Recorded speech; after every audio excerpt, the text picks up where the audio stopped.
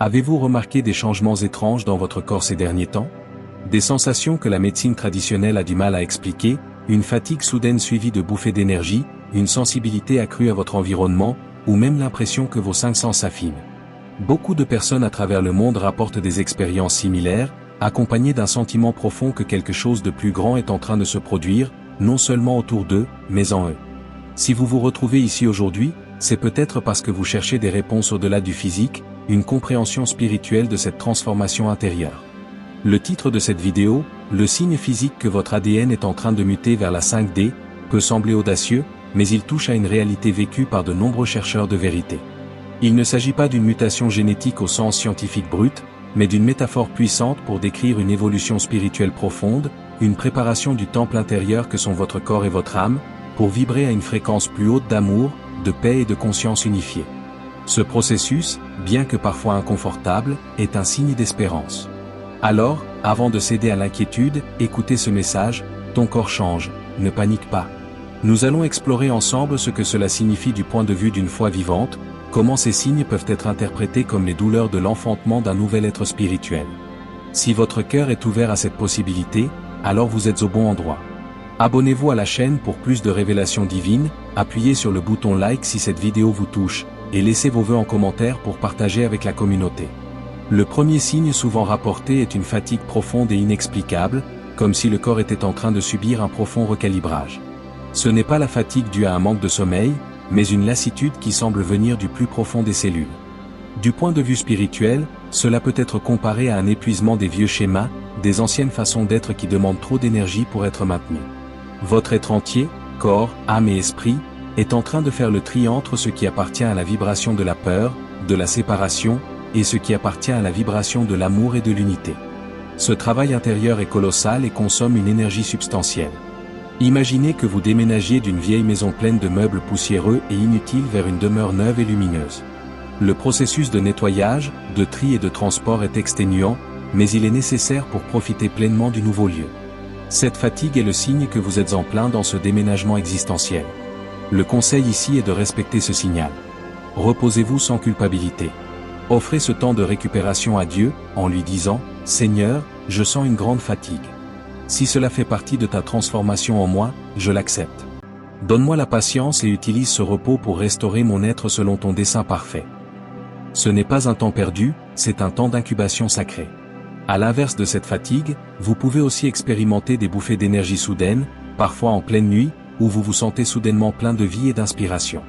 Ces moments contrastent fortement avec les périodes de léthargie et peuvent être déroutants. Spirituellement, cela peut être interprété comme des téléchargements de lumière, des influx de grâce qui viennent vivifier votre nouveau système énergétique en cours d'installation. C'est comme si, lors de la construction de votre nouvelle maison spirituelle, des équipes d'ouvriers célestes arrivaient avec des matériaux neufs et de l'enthousiasme, donnant un coup d'accélérateur au chantier. Ces pics d'énergie sont souvent propices à la créativité, à la prière profonde ou à des prises de conscience fulgurantes. Au lieu de les gaspiller dans de l'agitation, canalisez-les vers des activités qui nourrissent votre âme, écrire, peindre, prier, méditer sur la parole, ou simplement danser dans votre salon pour exprimer votre joie à Dieu. Remerciez pour ces sursauts de vitalité, car ils vous montrent que le processus est dynamique et qu'il aboutira à un niveau d'énergie plus stable et plus élevé, aligné avec la vie en abondance promise. Un autre signe très commun est une sensibilité accrue, à la fois émotionnelle et sensorielle. Les lumières peuvent paraître trop vives, les sons trop forts, les odeurs trop intenses. Vous pouvez aussi devenir plus empathique, ressentant les émotions des autres comme si elles étaient les vôtres, parfois au point de vous sentir submergé dans les foules. Cette hypersensibilité n'est pas une faiblesse, mais l'indication que vos capteurs spirituels sont en train de s'affiner. Vous passez d'une perception en 3 dimensions, limitée et dense, à une perception multidimensionnelle plus subtile. Dans la Bible, les prophètes avaient souvent cette sensibilité aiguë à la présence de Dieu et à la détresse du peuple. C'est un appel à apprendre à gérer ce don avec sagesse. Il faut mettre en place des frontières saines spirituelles et émotionnelles.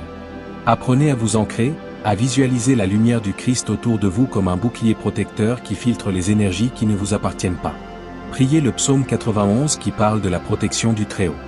Cette sensibilité, une fois maîtrisée, deviendra un outil puissant de compassion et de discernement spirituel, vous permettant de percevoir les besoins des cœurs et la guidance divine de manière plus claire. Des changements dans les habitudes alimentaires et les besoins du corps sont aussi fréquents. Vous pouvez voir vos préférences évoluer naturellement vers une nourriture plus légère, plus vivante, comme si votre corps réclamait des aliments à haute vibration. Les anciennes addictions ou attirances pour des substances lourdes peuvent perdre de leur pouvoir. Ce n'est pas un appel au légalisme alimentaire, mais à l'écoute du temple corporel. La première épître aux Corinthiens chapitre 6 versets 19 à 20 nous rappelle, « Ne savez-vous pas que votre corps est le temple du Saint-Esprit qui est en vous, que vous avez reçu de Dieu, et que vous ne vous appartenez point à vous-même ? Car vous avez été rachetés à un grand prix.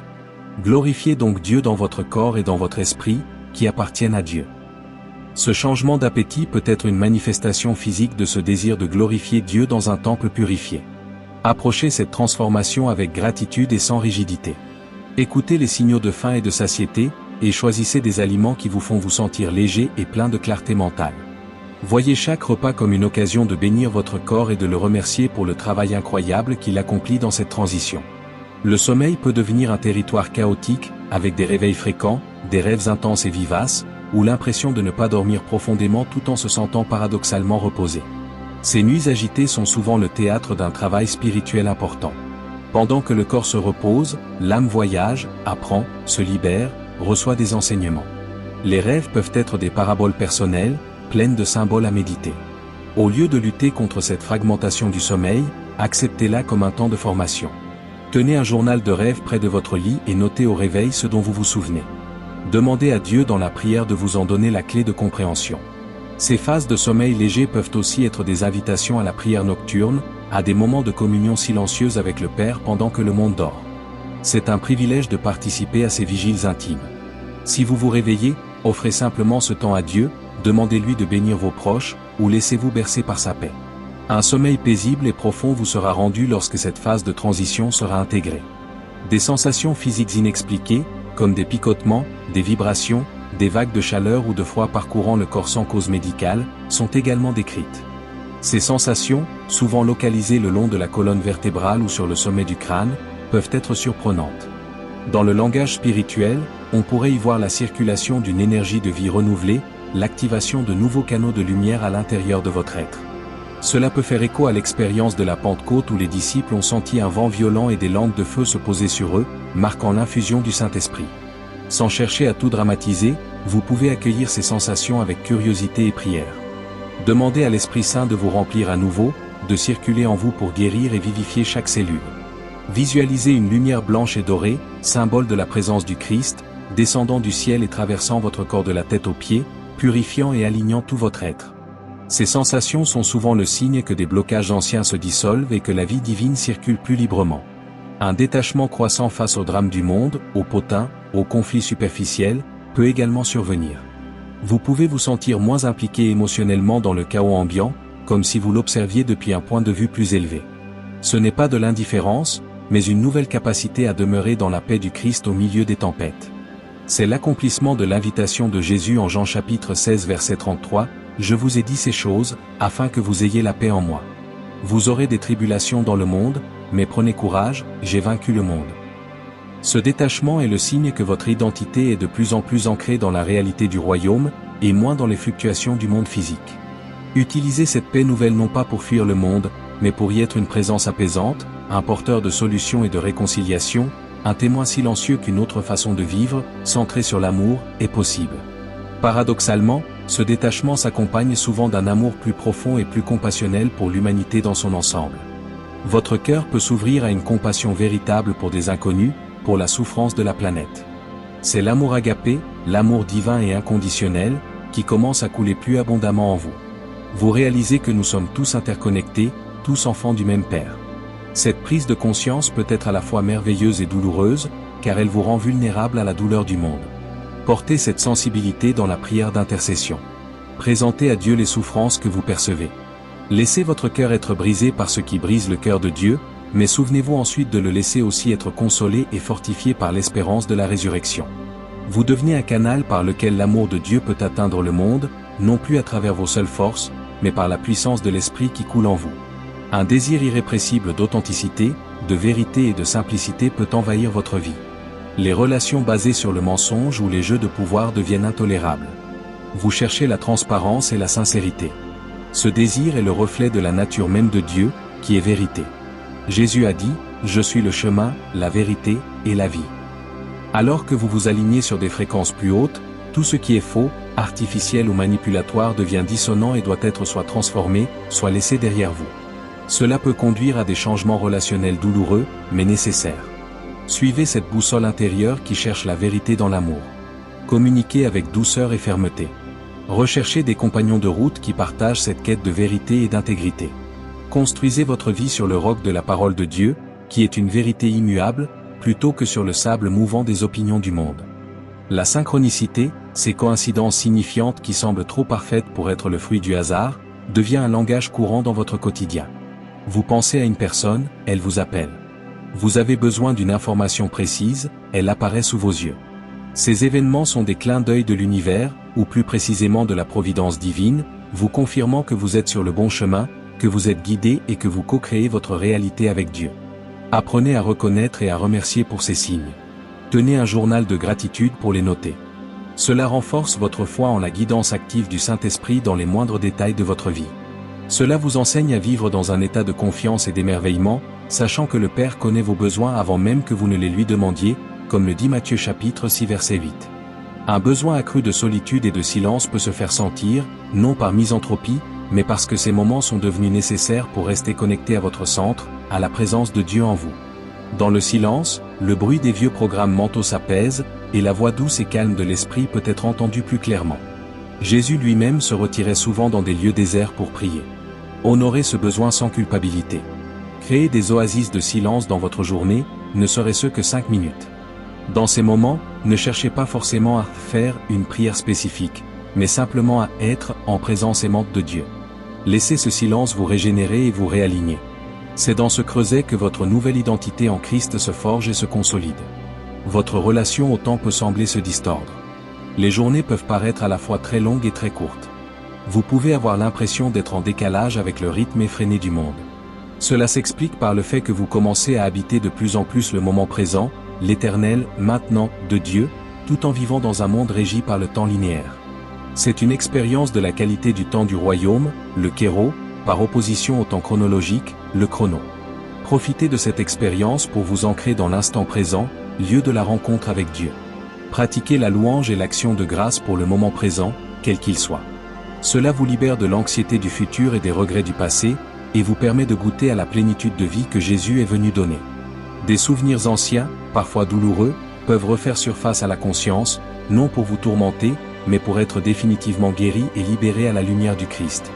Le processus de mutation, vers une fréquence plus haute ne peut pas laisser dans l'ombre les parties de vous qui ont besoin de guérison. C'est une grâce. Accueillez ces mémoires avec compassion pour vous-même. Présentez-les à Jésus dans la prière, en lui demandant de visiter ces moments passés avec sa lumière rédemptrice. Visualisez le présent dans le souvenir, faisant ce qu'il fait le mieux, aimer, consoler, délivrer, pardonner.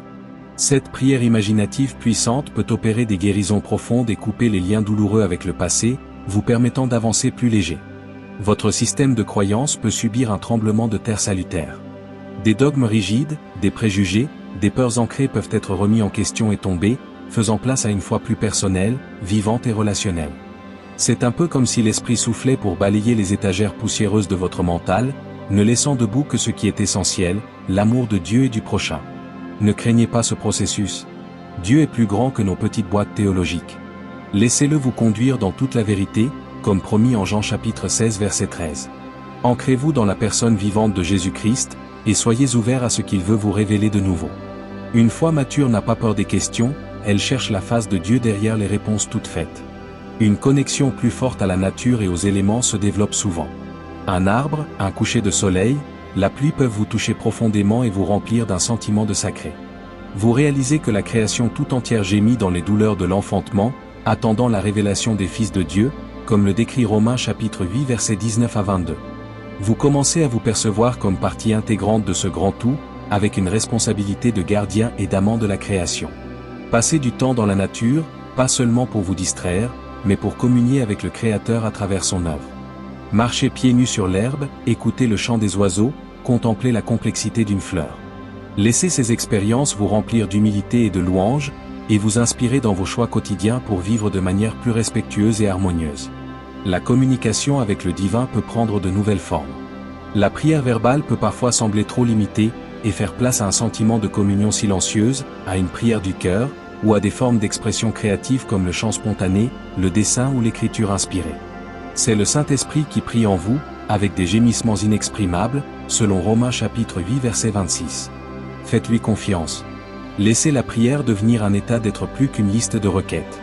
Pratiquez la présence de Dieu tout au long de la journée, en lui parlant intérieurement de tout, en lui offrant vos actions. Cette conversation continue est le signe d'une intimité grandissante. Votre intuition, cette petite voix intérieure, devient plus fiable et plus forte. Vous apprenez à faire confiance à ces impressions subtiles qui vous guident vers le bien, vous protègent du danger, ou vous inspirent des gestes de bonté. C'est le bon berger qui vous conduit. Jésus a dit, « Mes brebis entendent ma voix, je les connais, et elles me suivent. » Pour distinguer l'intuition divine des simples désirs de l'ego, testez-la à l'aune des fruits de l'esprit décrits en Galates chapitre 5 verset 22. Cette impression mène-t-elle à l'amour, à la joie, à la paix, à la patience, à la bonté, à la bienveillance, à la foi, à la douceur, à la maîtrise de soi? Si oui, suivez-la, même si elle semble illogique. Vous développez ainsi l'ouïe spirituelle.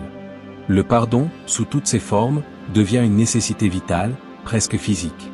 Porteur de la rancune ou de la colère devient littéralement toxique pour votre nouveau système en cours d'installation. Vous êtes poussé à pardonner, non parce que l'offense était justifiée, mais parce que vous avez besoin de vous libérer du poison pour continuer à vibrer haut. C'est un processus, parfois long, mais indispensable. Méditez sur la parabole du serviteur impitoyable en Matthieu chapitre 18. Priez pour recevoir la grâce de pardonner comme Christ vous a pardonné. Visualisez la personne concernée entourée de la lumière du Christ, et libérez-la intérieurement. Ce pardon est d'abord un don à vous-même, qui ouvre les vannes à plus de paix et de santé. Un sentiment de mission, de but divin pour votre vie, peut émerger avec une nouvelle clarté. Vous savez que vous n'êtes pas ici par hasard, mais pour accomplir une œuvre unique, préparée d'avance par Dieu.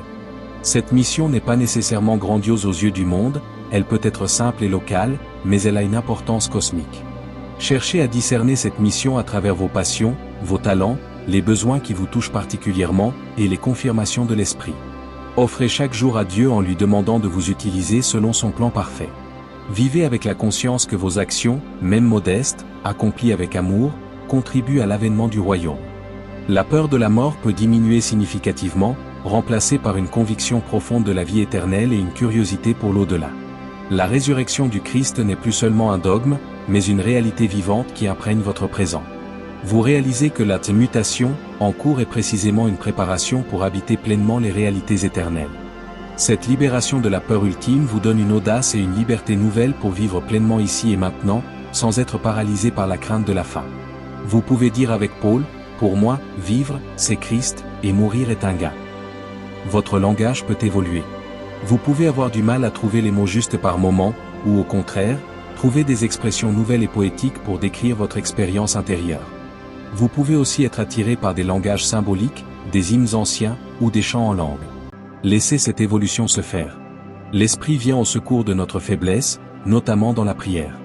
Si le don des langues se manifeste, accueillez-le comme un don de communion intime avec Dieu.